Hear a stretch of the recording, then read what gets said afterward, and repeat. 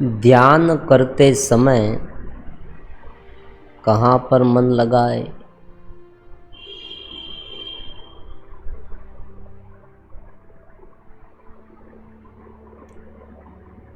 ज्ञान की जो समझ है वो गहराई तक कैसे ले जाए, उसे जीवन में कैसे उतारे, कैसे समझे, ज्ञान और ध्यान की क्या क्रियाएं हैं, ये क्रिया क्या होती है, जरा आप समझे। जब भी तुम ये प्रश्न पूछते हो कोई भी स्पिरिचुअल गुरु या मास्टर को या कोई जानने वाला है उनको, तब वो क्या करता है? कोई एक पद्धति थमा देता है कि तुम ये कर लो।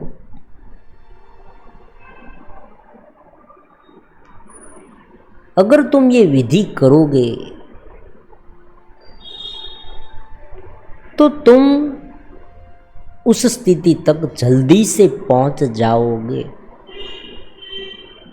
आसानी से पहुंच जाओगे। ये पूरी जो विधि है उनका समंदर है, अनेक विधियां है। इनके पहले वीडियो में भी हमने समझा था कि ध्यान की बहुत सारी विधियां हो सकती है, कोई भी विधि अपना ले।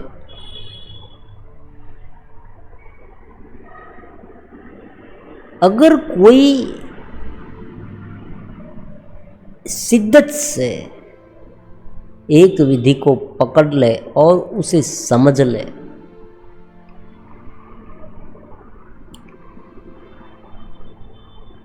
कंसेप्ट पूरा क्लियर है, श्रद्धा भी है, पूरी तरह से डेडिकेशन भाव है। ऐसा नहीं है कि बाहर से दिखावा कर रहा हो कुछ करने का, कि मैं ध्यान कर रहा हूँ, ज्ञान का अभ्यास कर रहा हूँ, लेकिन भीतर लालसाएं अलग अलग प्रकार की है। ऐसा नहीं है, एक निष्ठा से जुड़ा हुआ। इस पथ पर उसे आगे भी बढ़ना, अपने स्वरूप को पहचानना भी, उसमें रहना भी, चेतस भी होना है। लेकिन ये पूरी बात क्या है? विधियां अनेक होते हुए भी एक विधि कारगर हो सकती है या नहीं भी हो सकती। विधि को बदलते रहेंगे, मन की विह्वलता बढ़ती रहेगी।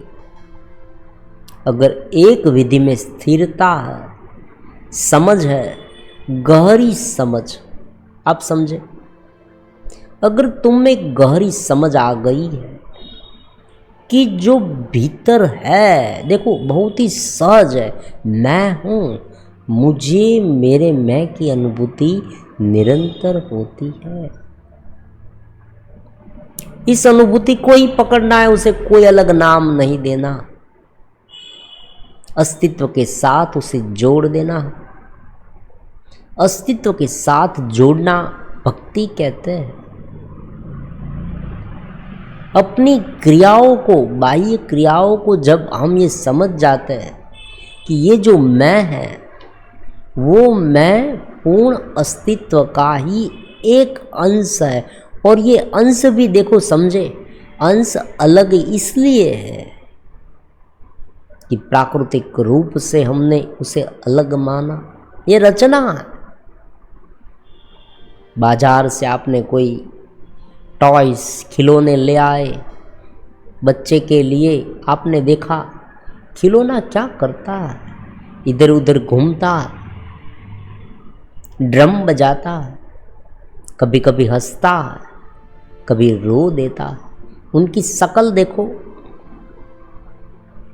तुम बार बार उस खिलौने को देखकर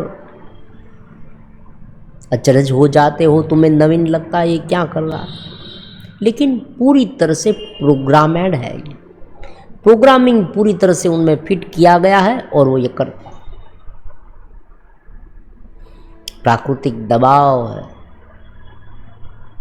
शरीर में अलग अलग प्रकार के हार्मोन से। आज आप जरा विज्ञान को पढ़े, आप समझ जाएंगे कि विज्ञान भी अध्यात्म को ही बढ़ावा देता है। विज्ञान यही समझाता है कि ये जो तुम्हें दिख रहा है, तुम्हें अनुभव में आ रहा है, वो हार्मोन्स की करामत है। सजाती विजाती आवेग आते हैं, ऐसे बहुत कमेंट मिलते हैं। और एक सामान्य बात है, ये पुरुष को स्त्री के प्रति और स्त्री को पुरुष के प्रति आकर्षण सहज है। क्यों है? ये हॉर्मोन्स मैकेनिज्म है। इस मैकेनिज्म को ही प्रकृति कहा गया। भगवान ने 7वें अध्याय में आप देखें, भगवत गीता क्या है, उसमें पूरी बात समझाई गई। बाह्य तल पर जो भी है उनका वर्णन किया गया। अर्जुन के सामने सब कुछ क्लियर कट, जो खिलौना था उन्हें तोड़कर भगवान ने क्या करा? खिलौना तोड़ दिया। खिलौना तोड़कर उसे दिखा दिया अर्जुन को कि देखो, तुम ये मानते हो ये सब ये है वो है, ये मर जाएंगे, इनका जन्म हुआ है, मैं उसे मार दूंगा, ये सब ये तो खिलौना है। देख लो, पूरी उनकी रचना देख लो। खिलौना तोड़ दिया, उसमें कुछ नहीं है। आप समझ गए कि हाँ, बैटरी के पावर से ये जो सर्किट लगा रखी थी उनके कारण ये सब कर रहा था। ये खिलौना इधर उधर डांस कर रहा था, ड्रम बजा रहा था, कभी हंसता था, कभी रोता था, कभी आंखें टिमटिमा रहा था। तुमने ये पहचान लिया कि ये जो खिलौना,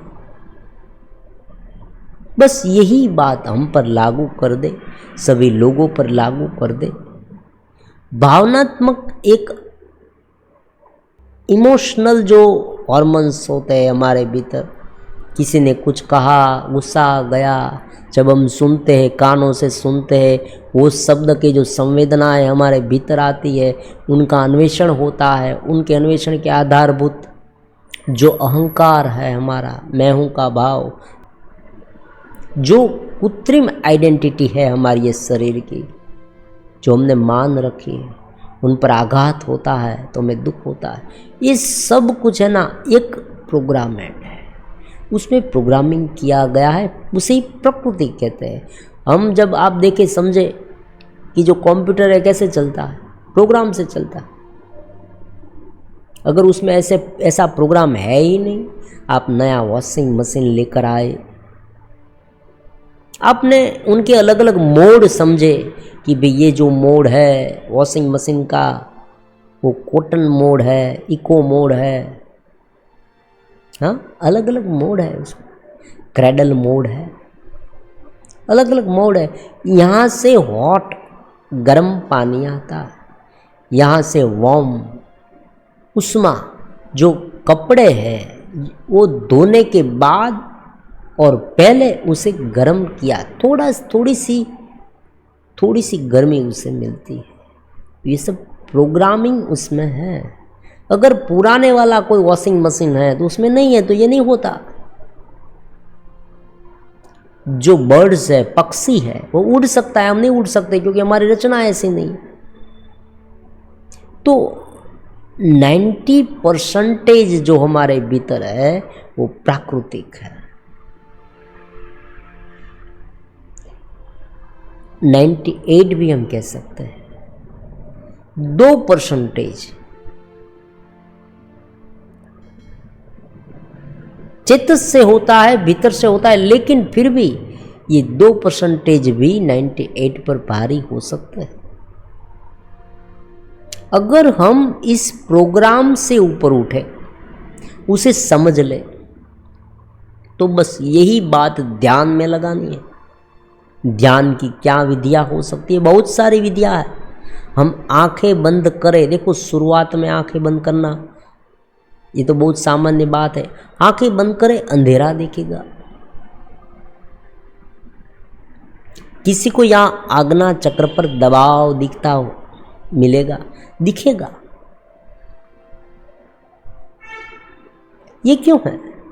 क्योंकि जब तुम ध्यान करने बैठते हो तब तुम्हारा जो पूरा न्यूरॉन सिस्टम है ना, वो केंद्रित एक दिशा में केंद्रित होता है, एक ही जगह पर, और इसलिए ये खिंचाव हो रहा है।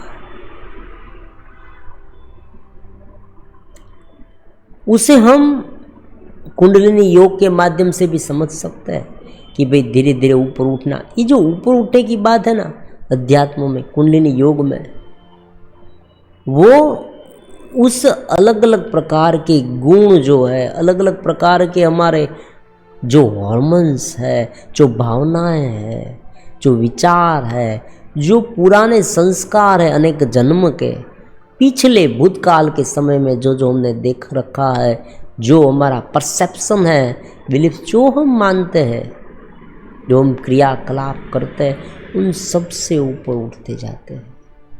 उस चक्र से ऊपर उठना मतलब उसे समझ जाना, उनमें वशीभूत नहीं होना, इतनी सी बात है।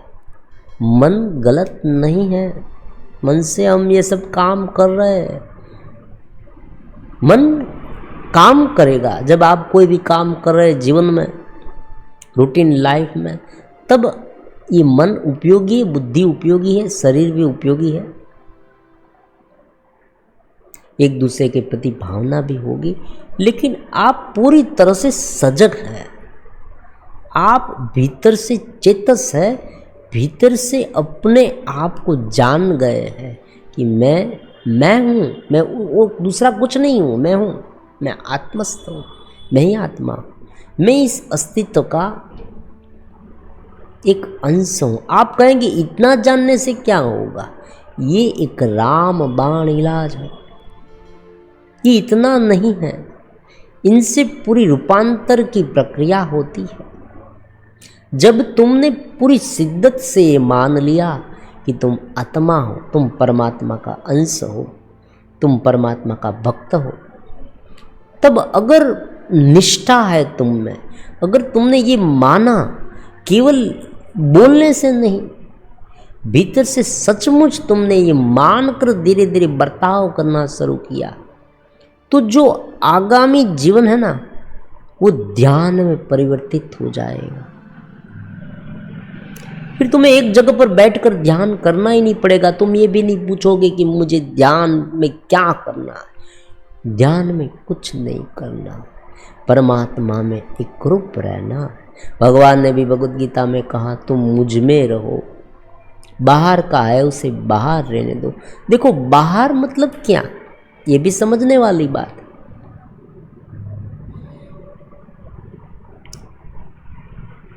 बाहर पूरा जगत है, शरीर से बाहर हम देखते हैं, आंखों से, कानों से सुनते हैं, ये सब जो है शब्द स्पर्श, हम कोई आवाज़ सुनते हैं या बोलते हैं, स्पर्श करते हैं, ये सब आपने समझा, ये जगत को आपने समझा है बाहर से। तो ये बाहर का हो गया, लेकिन इतना बाहर नहीं है। ये बाहर का जगत केवल बाहर नहीं है, भीतर भी है, भीतर भी बाहर और अंदर है। मन में जब चित्र खड़ा होता, जब हम मन से देखते हैं, मन से सुनते हैं, मन से सोचते हैं, मन की आंखों से, जैसे स्वप्न में आपने देखा आंखें बंद है, पूरी निंद्रा में कोई स्वप्न आया, देखा कि मैं बाग में घूम रहा हूँ, यहाँ जा रहा हूँ, पर्वत पर चढ़ रहा हूँ, मैं राजा हो गया हूँ, मैं भिखारी हो गया हूँ, सब कुछ आपने देखा। राजा जनक को स्वप्न आया, ये भी बात आपको पता है अष्टवक्र गीता में। तो ये जो स्वप्न है पूरी तरह से ये मन में है, लेकिन ये भी बाहर है। जब हमें टेंशन हो रहा है, जब हमें भय लग रहा है, जब हमें किसी पर गुस्सा आ रहा है, तो ये जो सब है ना, वो बाहर। इस बाहर को बाहर रहने देना, भीतर को समझना, भीतर में चेतस रहना, ये मुश्किल क्यों लगता है? ये मुश्किल इसलिए लगता है कि हमें हमको ही जानना है। जब व्यक्ति इस बात को समझकर ध्यान करने बैठता है तब क्या होता है? सबसे पहले वो भटक जाता है। ये बात हर हमेशा होती है और इनके बारे में कमेंट भी बहुत मिलती है। जो सीकर है, जो इस ध्यान में ज्ञान में उतरे हैं, वो बार बार पूछते हैं कि हम भटक जाते हैं। आंखें बंद की या नींद आ जाती है या कोई विचार में फंस जाते हैं या मूढ़ स्थिति में आ जाते हैं। तो ऐसा क्यों हो रहा है? तो ध्यान की जो पद्धति है, अलग अलग पद्धतियाँ, उस पद्धति में से कोई एक पद्धति को आपने चुना, आपने ये माना कि ये पद्धति मेरे लिए उपयुक्त है। मैं अगर भावना प्रधान हूँ तो ये भजन से मुझे शांति मिल रही है, आपने ये चुना। तो ये जो ध्यान की पद्धति है, ज्ञान की पद्धति जो तुमने चुनी है, वो पद्धति इस पद्धति के कारण नहीं है। समझे आप? मान लीजिए आपको कोई एक जगह पर जाना है, यहाँ से आपको बॉम्बे जाना है, तो उनके लिए आप अलग अलग प्रकार के जो साधन हैं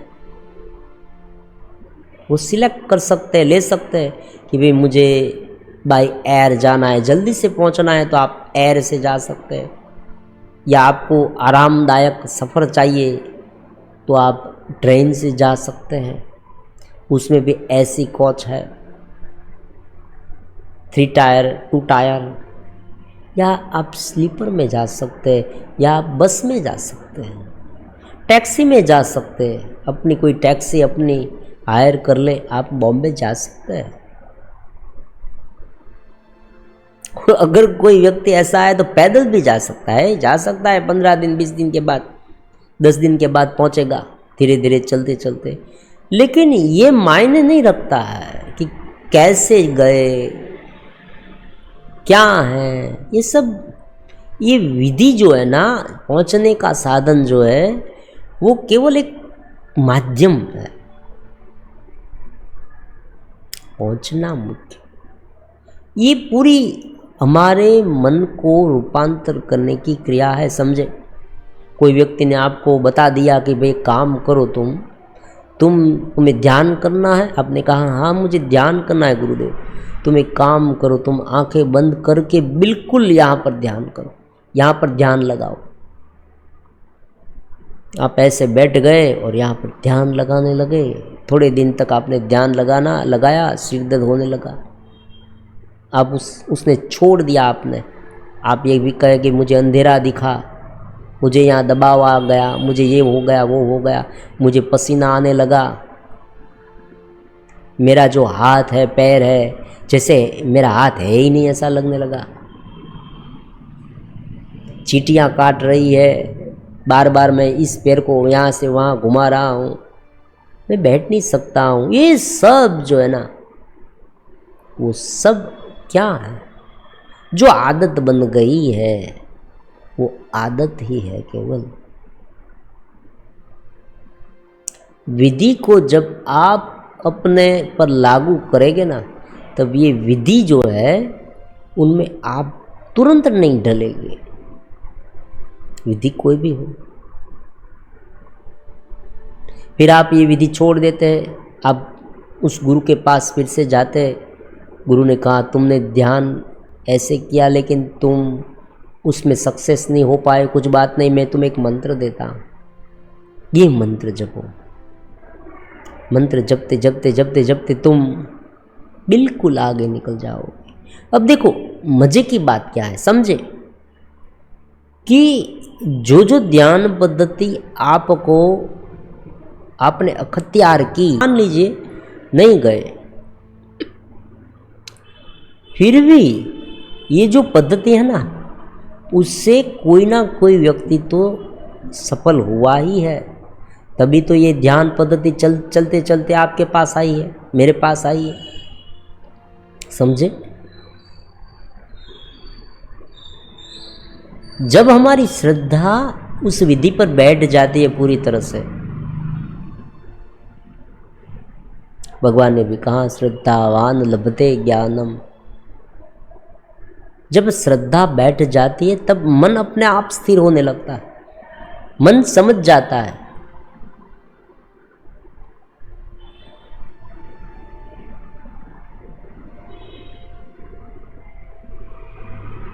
वेदांत की एक पद्धति है, वो भी बहुत अच्छी है। आप अपने आप को मैं जानना शुरू करें, मैं परमात्मा, मैं चैतन्य हूँ, मैं दिव्य हूँ, आनंदमय हूँ। चलो एक पद्धति हो गई।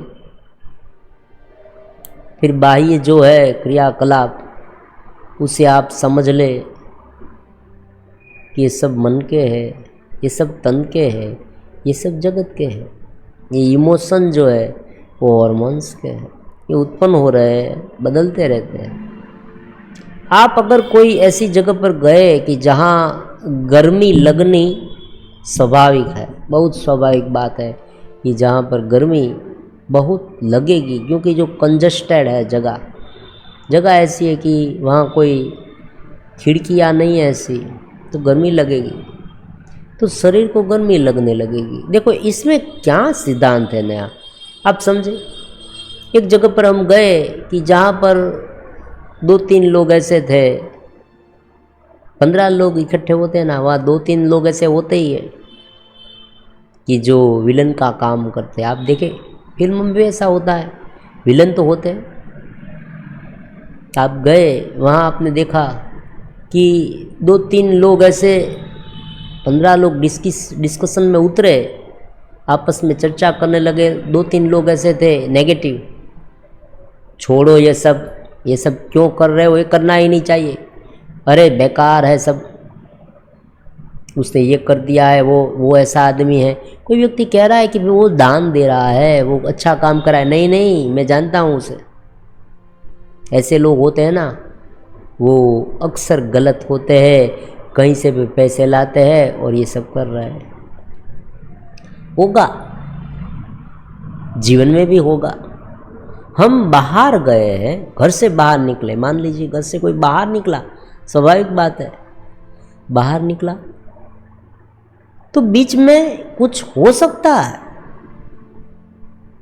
हम व्हीकल चला रहे हैं तो बहुत स्वाभाविक बात है, हर रोज व्हीकल ठीक से नहीं चलेगा, कभी कभी बिगड़ सकता है, ये भी स्वाभाविक बात है। शरीर का भी ऐसा है, मन का भी ऐसा है। किसी ने प्रशंसा हमारी की तो हम राजी राजी हो गए, किसी ने हमारी निंदा की तो हम दुखी हो गए, ये भी बहुत सहज बात है। जो सहज बात है ना, उसे एक और करते जाए, ये भी एक पद्धति है रूटीन ध्यान की। सहज बात है, उसे एक और करते जाए, उनके बारे में मत सोचें। मान लीजिए आप सर्विस कर रहे हैं, आपका जो बॉस है वो आपको कुछ ऐसा वैसा सुनाता रहता है, उनका मनपन मत लीजिए। क्यों? क्योंकि सहज बात है, वो आपको तनख्वाह देता है तो स्वाभाविक रूप से उसे ऐसा लग रहा है कि मुझे उनके पास ज़्यादा काम कराना चाहिए, मैं उसे ज़्यादा काम कराऊंगा। और आपको ये लग रहा है कि भाई इतनी तनख्वाह में इतना ज़्यादा काम मैं कैसे करूँगा। तो जो देखो, दोनों की जो मनोवृत्ति परस्पर अपोजिट साइड है। किराएदार है और मकान मालिक है, उसमें भी ऐसी बात है। किराएदार ये सोचता है कि मुझे 1 महीना बीता और तुरंत किराया दे देना पड़ता है, तो मैं मकान का ठीक से उपयोग करूँ। और जो मालिक ये सोचता है कि साला मकान को ठीक से यूज़ नहीं करता, उनमें कुछ ना कुछ डैमेज करता रहता है, ठीक से साफ़ नहीं कर रहा। तो ये पूरी तरह से जगत में जो अफड़ा तफड़ी होती है, उसमें से 90% जो है ना, वो केमिकल जैसा, एक रमत जैसा है। और ऐसा होता है ये। मान लीजिए आप एक सोचे कि मान लीजिए भगवान जो है, भगवान वो अगर कहीं पर सर्विस में रह गए, आप देखे समझे, भगवान रह गए, कोई कहीं पर सर्विस पे गए तो उसे भी ऐसा अनुभव होगा। ऐसी बात नहीं हमें ही होता है। आपने हरिश्चंद्र और तारामती की कहानी बात सुनी होगी, कितनी कितनी तकलीफ़ें उसे हुई, आप समझे। भगवान राम को भी कितनी दिक्कतों का सामना करना पड़ा इस संसार में, क्योंकि इसमें ऐसा ही होता है। ये बात है 90% जो हमारे साथ हो रहा है वो पुनरावर्तित क्रियाएं हैं। लोगों के साथ ये बहुत बार हो गया है और हमारे साथ हो रहा। हमें उनमें से अपने आप को रूपांतरित करना है। अगर किसी एक चीज में उलझ गए ना, गए काम से, किसी एक चीज में, और जो नींद आ जाए, ध्यान न लगना, ये सब क्या है आप इसको समझे, कमजोर संकल्प शक्ति और अविश्वास, अश्रद्धा है। अश्रद्धावान, श्रद्धावान लभते ज्ञानम संशयात्मा विनश्यति, भगवान कहते हैं। तो श्रद्धा नहीं है ना, इसलिए क्या होता है। अपने आप को एक बार झोंक दो,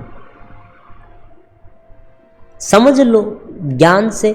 ध्यान, देखो एक बात समझने वाली है कि जब भी ध्यान करने बैठे ना, तब पहले ज्ञान का अभ्यास करें, पूरी शिद्दत से करें, अपने आप को भक्तिवान बना दे। देखो भक्तिवान क्या है, भक्ति का मतलब ये नहीं है कि हम किसी की प्रशंसा करते रहे। भक्ति का मतलब ये है कि हम आध्यात्मिक रूप से, भक्ति का मतलब है कि हम उसका अंश है, बस यही भक्ति है। अगर इतनी सी बात धीरे धीरे समझ में आ गई, हम उनका अंश, और हम उनका अंश है, इसलिए हम उनका अवलंबन ले सकते हैं, उनमें मिल सकते हैं। आप देखिए समझे, कोई अपोजिट वस्तु है ना, वो कभी मिल नहीं सकती। तेल है, तेल वो पानी में नहीं मिल सकता। आप देखिए तेल तैरता रहेगा ऊपर ऊपर, हमारा ऐसा नहीं है। हम परमात्मा से मिल सकते हैं, परमात्मा में लीन हो सकते हैं, क्योंकि हम ऐसे हैं। तो बाहर क्या है, प्राकृति है, रचना है, हॉर्मोन्स है, ये सब क्रियाकलाप है ना, वो हॉर्मोन्स के है। और दूसरी बात है रचना की, रचना है ऐसी। अब देखो एक सहज बात समझने वाली है।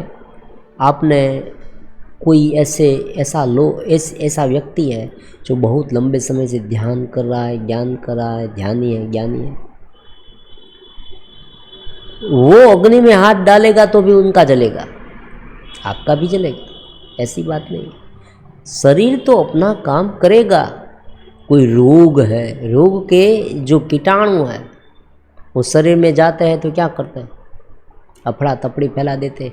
हाँ एक बात है, अगर आप मन से स्ट्रांग है, चेतस है, और मन से स्ट्रांग कौन है, चेतस है। जो अपरोक्ष रूप से चेतस है, थोड़ा बहुत अपने आप में कॉन्फिडेंस रखता है, वो चेतस है, थोड़ा चेतस है, लेकिन उनकी विधि वो जानता नहीं है। आपने बहुत बार ऐसे लोगों को देखा है कि जो भीतर से एकदम स्ट्रांग होते हैं, वो मन के गुलाम नहीं होते।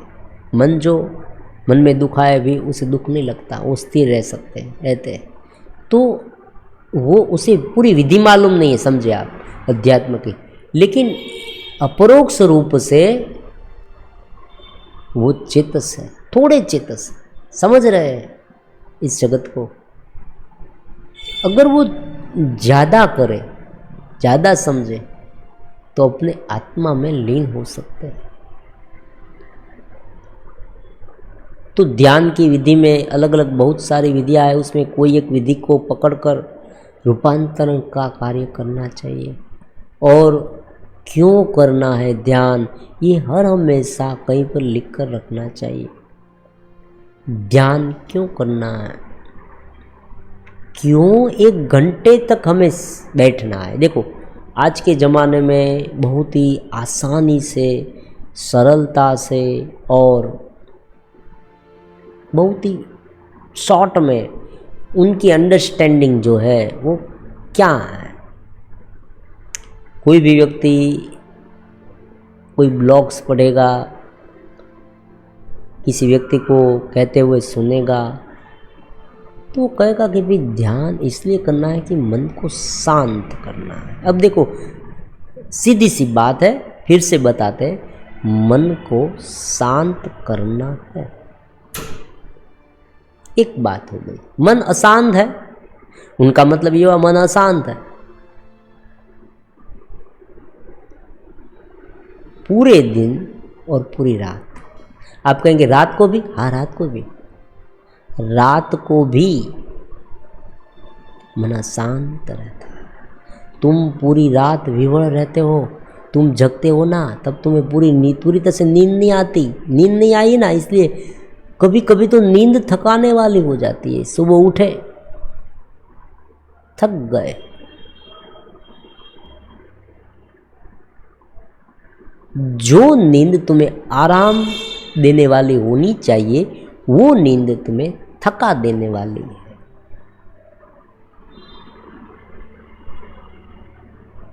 तो ध्यान का आज का फॉर्मूला इस तरह का है कि तुम्हें शांति मिलेगी, तुम्हारा मन शांत होगा, तुम फोकस्ड होगे। देखो ये दूसरा है फोकस्ड।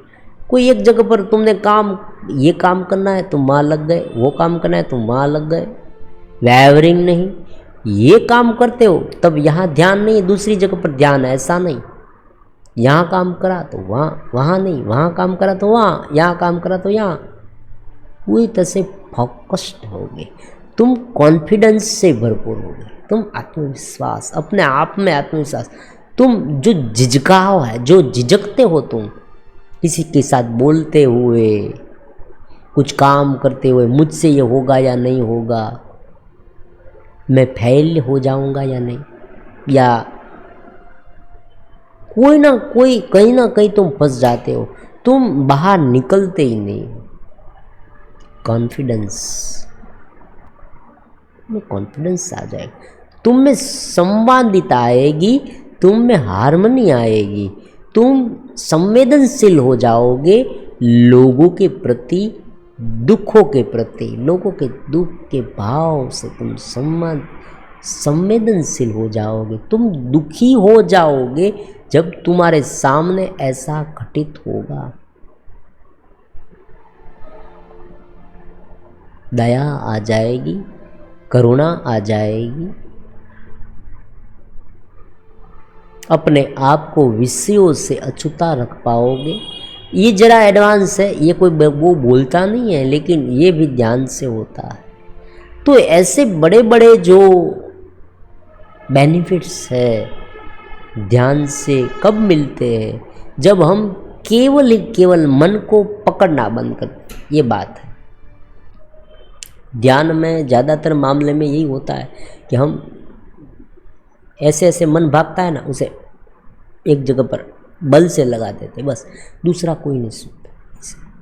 फिर या तो अंधेरा दिखता है या प्रकाश दिखता, कभी कभी क्या होता है टिमटिमाती लाइट दिखती है। ये सब अवचेतन माइंड की रमत है। नींद आ जाना, कभी जागते जागते स्वप्न देखने लगना, कुछ न करना, शांति से बैठना और देखना। सांसें चल रही है, शांति से देखना, सहजता से देखना, पूरी तरह से ग्रेटिट्यूड के भाव में आ जाना। अहोभाव, गुरु के प्रति, परमात्मा के प्रति अहोभाव।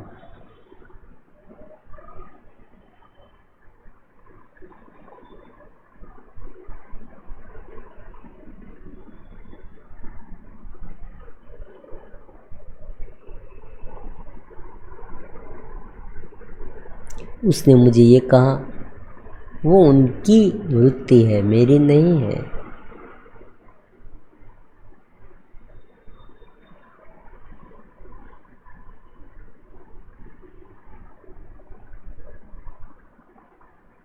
विषय उत्पन्न हो रहे हैं वो शरीर के, मेरे नहीं है। मैं उसे देख रहा हूँ, समझ रहा हूँ, मैं उनमें एकरूप नहीं होता। तो ऐसे धीरे धीरे ध्यान करते करते जब आप कहीं पर भी बैठे हैं, कोई भी काम कर रहे हैं, तब उस काम में ध्यान है, आपकी निष्ठा है, तो पूरा जीवन ध्यान बन जाएगा और एक एक क्षण रूपांतरण की क्रिया होगी। आप अपने आप को रूपांतरित करते जाएंगे। मन को रूपांतरित क्रिया, तन को रूपांतरित क्रिया, प्राण को रूपांतरित किया। ये कुंडलिनी जागृति यही है। जैसे जैसे आप रूपांतरित करते जाएंगे ना, ऊपर के चक्र खुलते जाएंगे। आप स्वयं समझ जाएंगे कि अब खिलावट हो रही है, अब फ्लावरिंग हो रही है, लगे रहना पड़ेगा।